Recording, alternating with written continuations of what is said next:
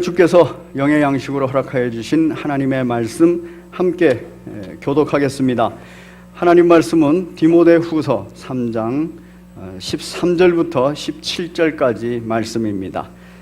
교독하도록 하겠습니다. 제가 먼저 읽습니다. 악한 사람들과 속이는 자들은 더욱 악하여 져서 속이기도 하고 속기도 하나니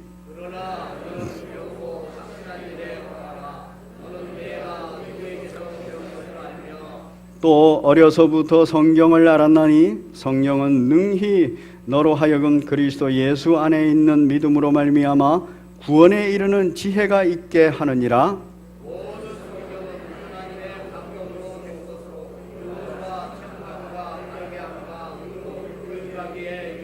함께 읽습니다. 이는 하나님의 사람으로 온전하게 하며 모든 선한 일을 행할 능력을 갖추게 하려 함이라. 아멘. 우리 제목 같이 읽겠습니다. 시작. 종교개혁 500주년 기념 오직 성경 구원에 이르는 지혜. 지난주에 이어서 종교개혁 500주년 기념으로 저희가 말씀 나누게 됩니다. 종교개혁은 지금부터 500년 전, 그래서 지금이 2017년이니까 1517년 10월 31일에 있었습니다. 여러분께서 500주년이구나, 금년이 그런 해구나, 그럼 그 종교개혁 500주년을 기념하면서 우리가 뭐를 한 번 더 생각해 볼까, 이런 생각들을 해 주시기를 바랍니다. 저도 그런 생각을 하면서 함께 말씀을 나누게 됐습니다. 종교개혁 500주년 기념에서 저희가 종교개혁자들이 당시 종교개혁을 하면서 5대 개혁표를 가지고 있었습니다. 그 5대 개혁표, 그게 오직으로 다 시작합니다. 그래서 라틴어로 오직이라는 단어는 솔라 이렇게 말하는데, 그래서 5대 솔라 이렇게도 말합니다. 뭔지 한번 보겠습니다. 시작. 종교개혁 5대 개혁표 5대 솔라. 여러분 그 기도 제목에 보시면 그 종교개혁 500주년 기념 3대가 함께하는 전가족 특별 새벽기도를 위한 기도 제목 그 세 번째를 보시면 내용이 있습니다. 오직 은혜, 오직 성경, 오직 믿음, 오직 그리스도, 오직 하나님께 영광. 이것이 기준이 바로 세워져서 바른 신앙의 성도, 바른 신앙의 교회가 되게 하여 주옵소서. 바로 종교개혁의 내용입니다. 오직, 같이 읽습니다. 시작. 오직 은혜만으로. 지난주에 저희가 다뤘습니다. 시작. 오직 성경만으로 오늘 다루게 됩니다. 세 번째, 시작. 오직 믿음만으로. 네 번째, 시작. 오직 그리스도만이. 이 네 가지의 오직 내용이 이제 지향하고 있는 바가 있습니다. 왜 오직 은혜, 오직 성경, 오직 믿음, 오직 그리스도 이렇게 말을 하느냐 하면은 바로 우리의 삶이 정확하게 지향하고 있는 이것 때문에 그렇습니다. 시작. 오직 하나님께만 영광이. 이것이 우리 인생의 목표입니다. 그래서 웨스트민스터 신앙 고백서 대소요리 문답의 첫 번째가 바로 우리 인생의 목적이 무엇이뇨? 라고 물을 때 오직 하나님께 영광이라 그렇게 말하고 있습니다. 그리고 하나님과 더불어 영원토록 즐거워하는 것이다 이렇게 말하고 있습니다. 하나님께 영광을 올리는 사람이 그게 바로 하나님과 함께 즐거워하는 삶이 되기 때문에, 행복한 삶이 되기 때문에, 그래서 하나님께 영광 이렇게 우리가 결론적으로 목표로 삼습니다. 종교개혁 바로 5대 개혁표입니다. 오늘 저희는 그 오직 성경으로 이 내용을 살펴보면서 제가 지난 며칠 동안 있었던 은혜를 잠깐 나누고자 합니다. 지난 수요일에 그 저희 집에 저희 손주가 딸과 함께 왔습니다.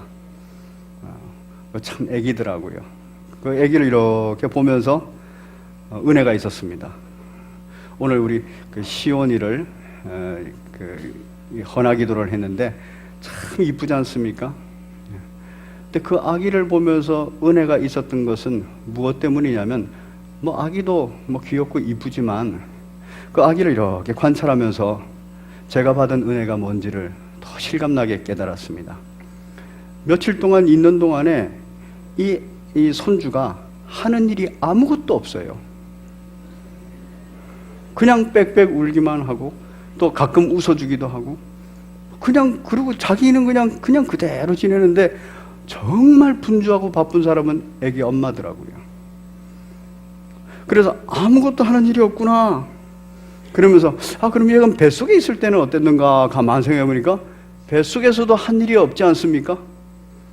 아무것도 한 일이 없어. 그럼 태어날 때는 어땠는가 싶었더니 자기 힘으로 태어난 것도 아니에요. 엄마가 그 온몸이 부서지는 산고를 겪으면서 아기가 출생한 겁니다. 그렇게 아무것도 한 일이 없어요. 그런데 더 놀라운 건 뭐가 있었냐면은 아기가 이제 몇 개월 되니까 손에도 힘이 좀 생기고 다리에도 힘이 좀 생겼나 보더라고요.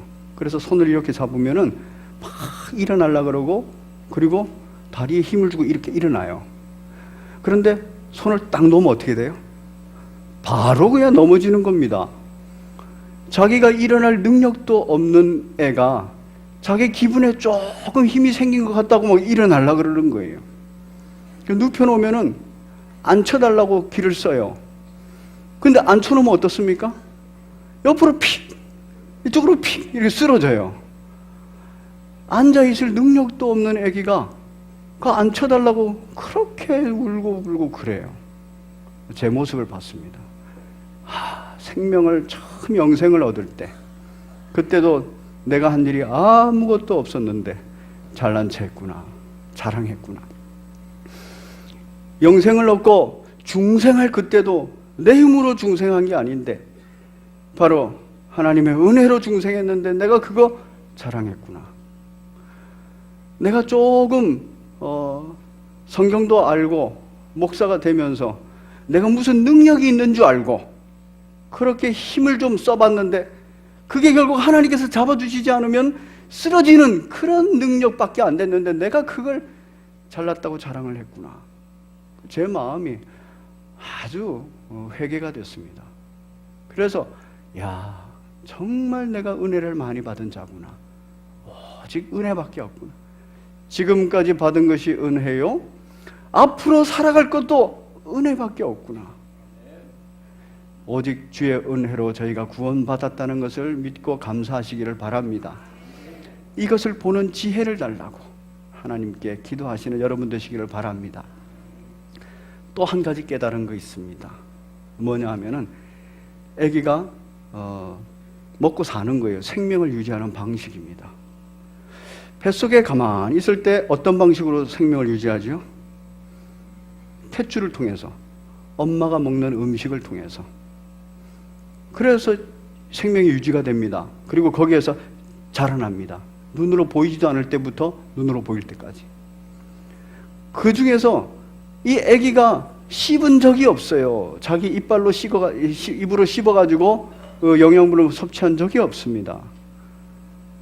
그리고 또 엄마는 어떻습니까? 아기를 건강하게 키우려고 좋은 양식을 먹어요. 그래서 임산부들은 보통 커피도 잘 마시다가 커피도 끊어버리고, 술, 담배 하던 아기 엄마 여자분들도 아기를 딱 임신하면 술, 담배를 끊어버려요. 그 절제를 하면서. 그리고 좋은 음식을 먹으려고 그래요. 그래서 좋은 음식을 먹으면 바로 아기한테 영양분이 좋은 곳으로 가니까. 자기의 모든 욕망을 절제하고 욕구들을 절제하고 아기를 위해서만 그렇게 엄마가 준비합니다. 여기서도 아기가 아무것도 안 했어요. 먹고 자라는 데 있어서. 이제 태어납니다. 태어나서는 뭘 먹습니까? 자기가 나는 모유 먹을래 이러고서 모유 먹나요? 나는 분유 먹을래 이렇게 분유 먹나요? 나는 어디 분유가 좋으니까 어디 회사의 분유를 먹어야 돼 이러고서 먹는가요? 아닙니다. 얘는 그냥 먹고자 하는 욕구밖에 없어요. 하나님께서 주신 은혜죠.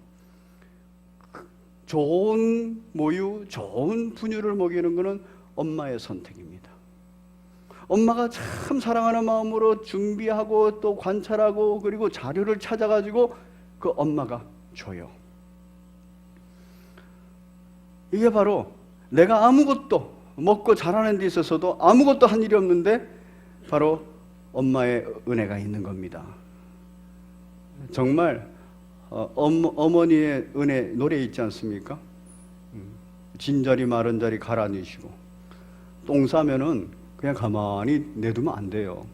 다 닦아줍니다. 젖은 자리인지 오줌 싸면은 그거 다 닦아줘요. 어머니의 은혜가 참 대단합니다. 거기에 곁다리로 끼어들어가는 게 아버지 은혜죠.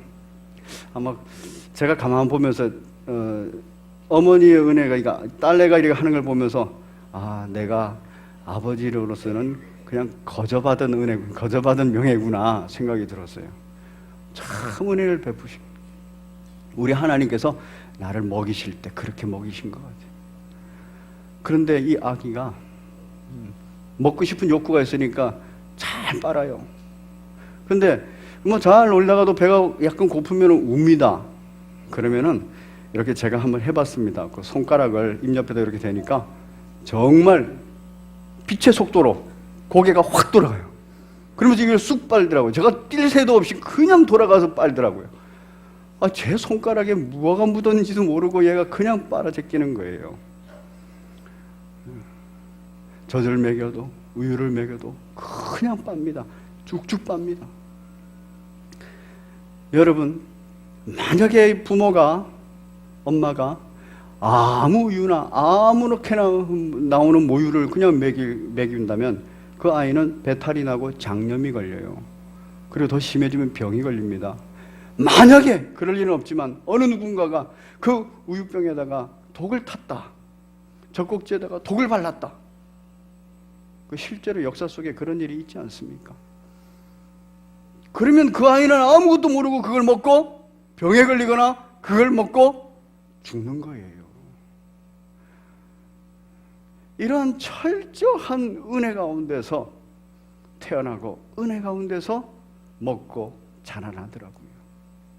제가 지난 며칠 동안 그 은혜를 생각하면서 하나님께 감사하다 생각이 들었어요. 제가 성경을 읽고 또 성경을 공부하고 목사가 되고 설교를 하고 이러는 게 어느 순간에는 내가 잘나서 그런 건지 아는 게 있었어요. 내가 신앙생활을 잘했고 내가 열심히 성경을 읽고 연구도 하고 그러기 때문입니다. 이 행위가 들어갔었어요. 그래서 나도 모르게 말은 그렇게 안 해도 내 속에서 자랑거리가 되는 거예요. 이게 아니구나. 정말 뱃속에서부터 잉태될 때부터 뱃속에서 나면서 모든 과정 지금까지 하나님께서 나를 잡아주셨기 때문이구나. 그렇게 생각하고 돌아보니까 제가 받은 은혜가 참으로 크더라고요. 구원받고 구원 완성을 위해서 오늘까지 오는 데 있어서 하나님의 그 붙들어 주심이 저를 지탱하고 있었습니다. 은혜입니다. 하나님께서 먹여주시는 기가 막힌 양식. 저는 그냥 신앙생활을 하고 자랐어요. 그런데 제가 다닌 교회가 개혁교회였던 겁니다. 그래서 제가 다닌 교회가 장로교회였던 거예요. 제가 다닌 교회가 합동신학원에 속한 교회라서 또 그 학교를 갔어요.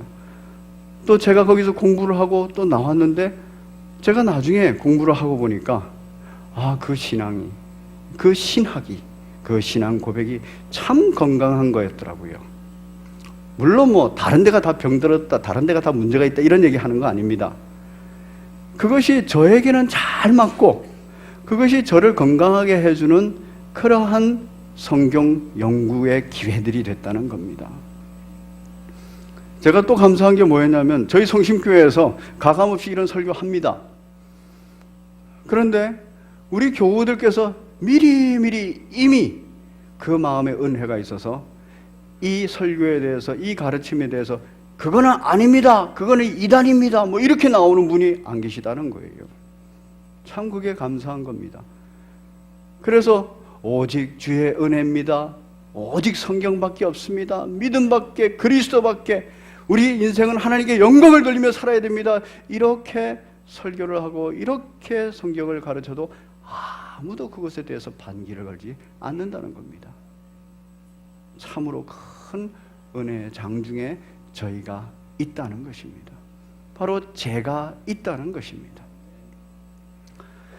부모가, 엄마가 아기에게 좋은 양식을 먹이기 위해서 그렇게 애를 쓰듯이 우리 믿음의 선배들이 바로 교회의 모든 하나님의 백성, 성도들에게 좋은 양식을 먹이려고 참으로 애를 썼습니다. 바로 좋은 양식, 하나님의 양식, 하나님의 말씀입니다. 이 말씀이 이 성경 66권, 이것 외에도 굉장히 많은 기록물들이 있었습니다. 그런데 그 많은 양식들 중에서 선별을 했어요. 이거는 배 아프게 하는 거, 이거는 설산하게 하는 거, 이거는 병들게 하는 거, 이거는 죽이는 거, 구별을 다 한 겁니다. 그래서 구약성경 39권으로 정리를 했어요. 신약성경 27권으로 정리를 했습니다. 신앙생활을 하면서 신앙서적이 얼마나 많았겠습니까? 구약성경 39권이 딱 정경으로 정리가 될 첫 번째 정리가 될 때가 언제였냐면은 이스라엘 백성들이 바벨론의 포로로 잡혀갔었습니다. 그러다가 바사왕국 때 포로 귀환이 됐어요. 페르시아 때. 그렇게 귀환이 될 때 함께 귀환을 주도했던 학사 있었습니다. 그 학사 이름이 뭐죠? 기억나십니까? 네, 맞습니다. 잘 아시네요. 에스라입니다. 그 에스라가 이제 돌아와가지고 그 당시까지만 해도 굉장히 많은 그 사본들이 있었어요. 종교 서적들이 많았다는 겁니다.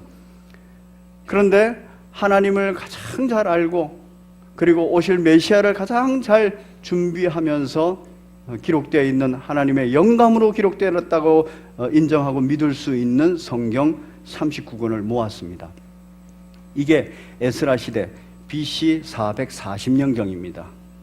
그때 39권을 모았어요. 왜냐하면 이 39권을 모으지 않고는 너무나도 많은 그러한 종교 서적들 때문에, 경건 서적들 때문에 이스라엘 공동체를 이루지를 못하고 바벨론에서도 영향을 받고 또 애굽에서도 영향을 받고 자기 스스로도 영향받고 있는 그러한 아주 다양한 그리고 부패한 죄성이 드러나 있는 그러한 성경을 무작위로 읽는 거예요.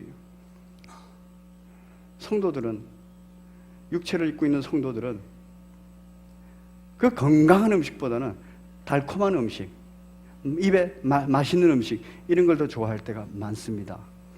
에스라가 그걸 알고 우리 이스라엘이 이래서는 안 되겠다 이러고선 39권을 모았고 다른 성경들은 제외를 했습니다.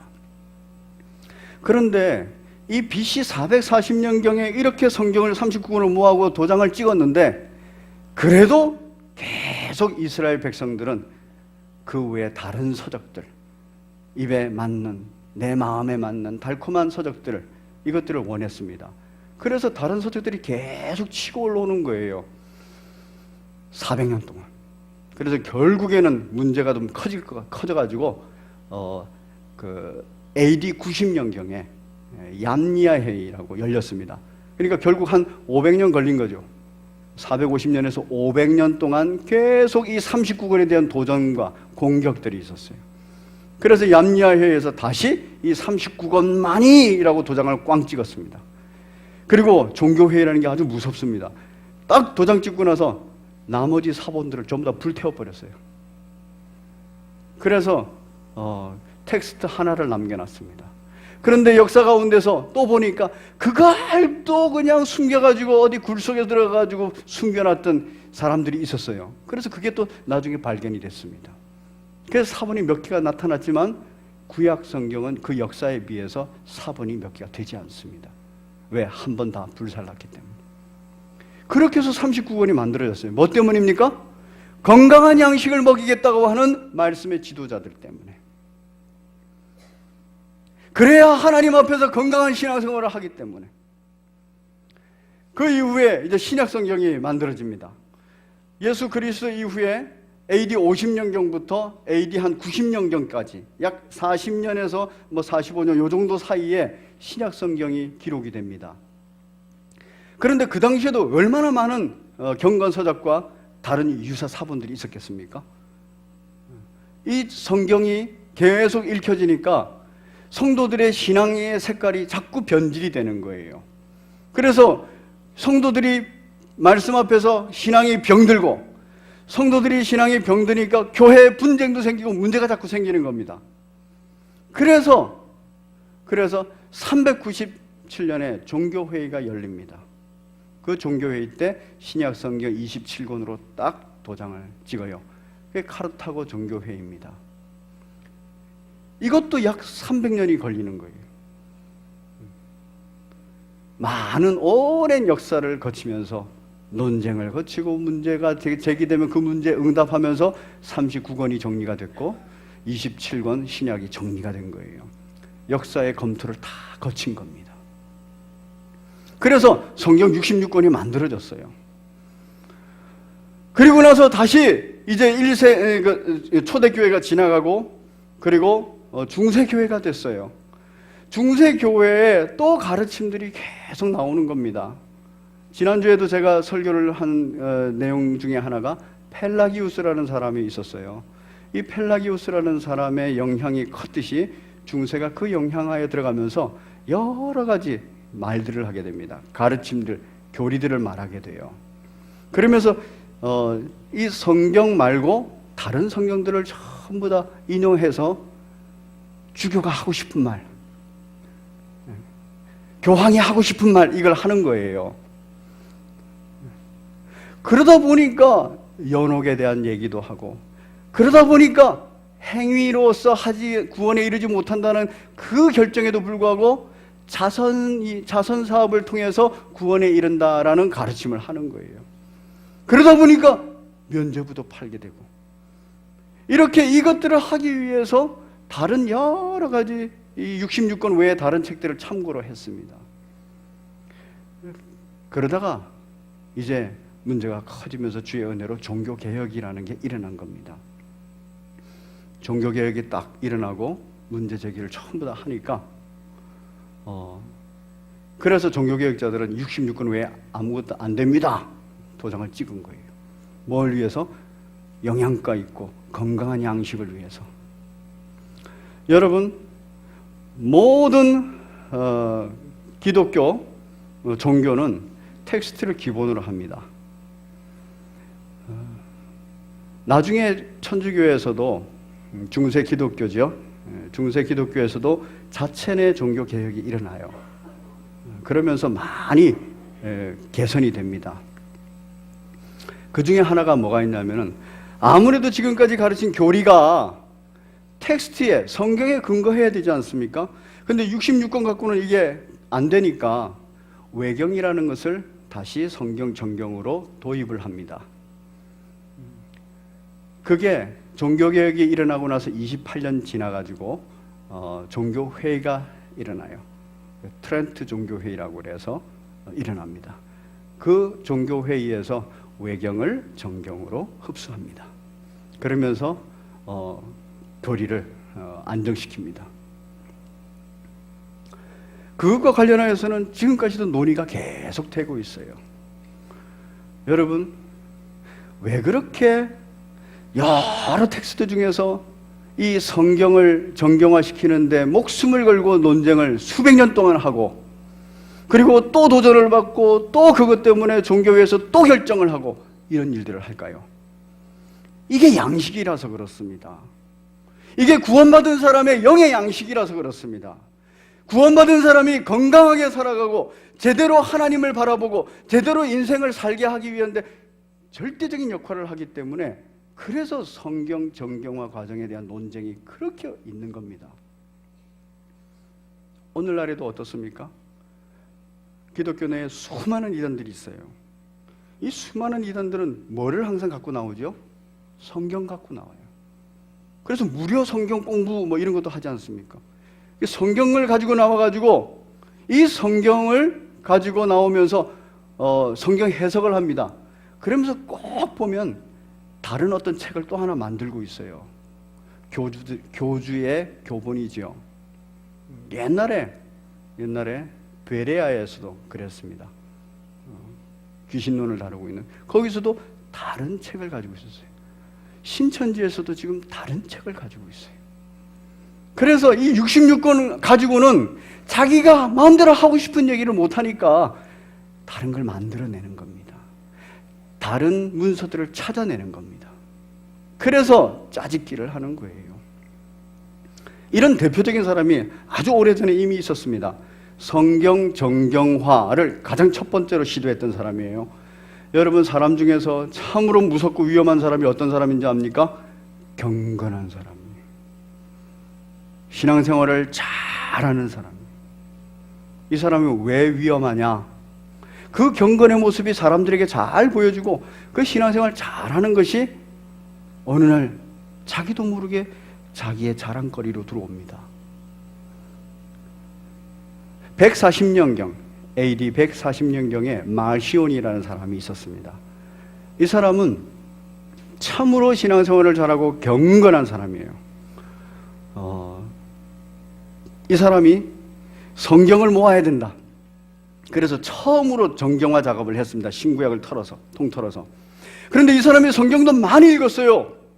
읽고 보니까 구약 성경에 나타나는 하나님이 너무 무서운 거예요. 잔인하고, 그리고 징벌을 하는 분이고, 그리고 악한 세상을 만들어 놓은 그 악한 세상의 창조의 근원이었던 겁니다.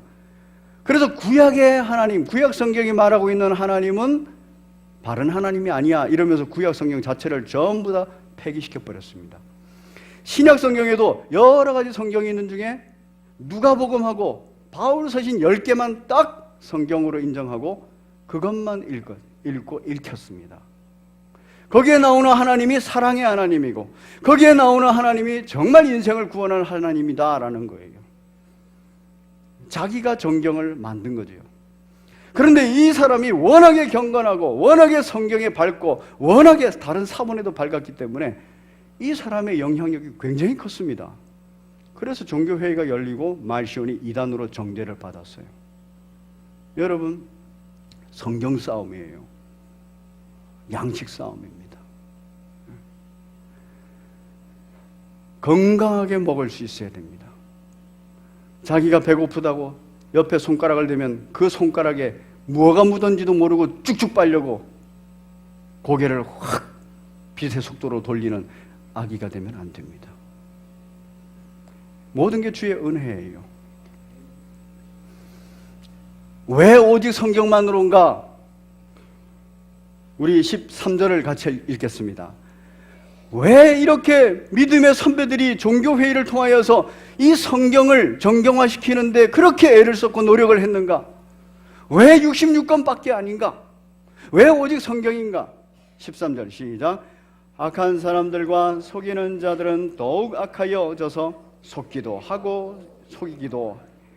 바로 이 세상이 죄 가운데서 악한 사람이 있고 속이는 자들이 있어가지고 자기가 남을 속이기 때문에, 그리고 자기도 속고 간다는 겁니다. 이 일을 막고자 하는 겁니다. 14절 시작. 그러나 너는 배우고 확실한 일에 거하라. 너는 내가 누구에게서 배운 것을 알며. 바울 사도에게서 배운 것 디모데가 배웠습니다. 그래서 그 배운 대로 하라는 거예요. 바울 사도는 누구로부터 배운 것입니까? 예수 그리스도로 말미암아서 갖게 된 계시의 내용입니다. 예수님께서 뭐라 하셨습니까? 같이 읽습니다. 시작. 속고 속이는 광야 같은 인생길이며 불이 섞인 유리바다 같은 삶의 상황과 환경에서 오직 성경만으로 배우고 확신하여 승리할 수 있기 때문입니다. 예수님께서 승리를 보여주셨어요. 예수님께서 광야에서 시험 당하실 때, 그때 마귀가 와서 돌덩이를 떡덩이로 만들어라, 육신의 떡을 먹기를 원했어요. 그렇게 하라고 했습니다. 그때 예수님께서 뭐라 그러십니까? 하나님의 아들은, 하나님의 자녀는 이 떡으로 먹고 사는 존재가 아니고 하나님의 입에서 나오는 모든 말씀으로 사는 것이라. 말씀에 대해서 이것이 영의 양식이라고 말씀하셨어요. 이 얘기는 광야 같은 인생길을 살아가는 우리들에게, 그리고 불이 섞인 유리바다 같은 삶의 상황을 살아가는 우리들에게 하는 소리입니다. 실제로 이 얘기를 한 곳이 있어요. 예수님은 바로 이 본문에서 이 내용을 인용해 왔습니다. 어디냐면 신명기서입니다. 이 신명기서는 이스라엘 백성이 광야에서 시험당할 때 왜 하나님께서 40년 동안 시험을 허락했는가, 시험하셨는가, 왜 너희들을 이 광야의 길 가운데서 낮추셨는가 하는 얘기를 하시는 거예요. 신명기 8장 3절과 4절에서 바로 그 얘기를 합니다. 왜 낮추셨냐? 바로 너희가 하나님의 입에서 나오는 모든 말씀으로 사는 존재인 것을 알게 하기 위해서, 그거를 알고자 그렇게 하셨다는 거예요. 외우기도 쉽습니다. 마태복음 4장 3절 4절, 신명기면 배로 해가지고 8장 3절 4절, 거기서 인용을 한 거예요. 영양가 있는 말씀, 건강한 말씀, 이 말씀을 먹어야 돼요. 이 말씀 중에서도 바로 성경 66권으로 정리되어 있는 수백 년 동안 바로 논쟁을 통해서 점검하고 또 점검한 이 66권을 놓고 그 얘기를 하는 겁니다. 읽고 광야에 하나님께서 길 내신 것을 보고 살아가시는 여러분 되시기를 바랍니다. 읽고 배우고 확신해서 불이 섞인 유리바다 같은 삶의 상황에서 하나님의 품에 딱 안겨서 건너가시는 여러분 되시기를 바랍니다.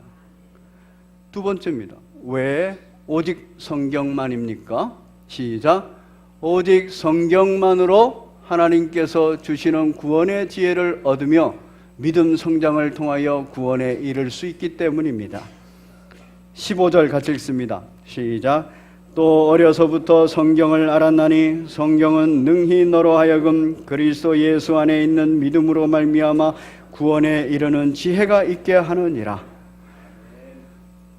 자연의 빛, 자연을 하나님께서 만드시고 자연에 하나님의 인격을 계시하셨다. 맞습니다. 그런데 성경은 그 자연의 빛으로 구원에 이르기까지 못한다라고 결정했습니다.